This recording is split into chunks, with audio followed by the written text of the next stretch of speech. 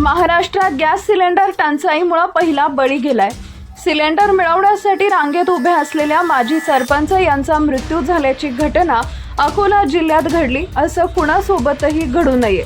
Media रिपोर्टनुसार आखाती देशातील युद्धामुळे जागतिक स्तरावर गॅस पुरवठा साखळी विस्कळीत झाली। त्याचे गंभीर परिणाम राज्यात उमटले। गॅस सिलेंडर मिळत नसल्यानं सर्वत्र ओरड सुरू आहे। अशात अकोला जिल्ह्यातील आणवी मिर्झापूर इथं गॅस टंचाईमुळे धक्कादायक प्रकार घडला। गॅस सिलेंडरसाठी रांगेत उभे असलेल्या वृद्धाचा अचानक चक्कर येऊन मृत्यू झालाय। आणवी मिर्झापूर येथील माजी सरपंच शंकरराव शिरसाट असं मृतकाचं नाव आहे। यदुराज गॅस एजन्सी इथं सिलेंडरचा क्रमांक लावण्यासाठी ते रांगेत उभे असताना त्यांना अचानक भोवळ आली आणि ते खाली कोसळले।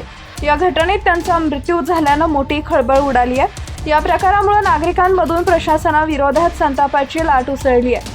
सिलेंडर टंचाई व प्रशासनाच्या हलगर्जीपणामुळे वृद्धाचा बळी गेल्याचा आरोप केला जातोय। शंकरराव शिरसाट यांच्या निधनामुळे आणवी मिर्झापूर गावात हळहळ व्यक्त केली जात असून सर्वत्र शोककळा पसरली आहे।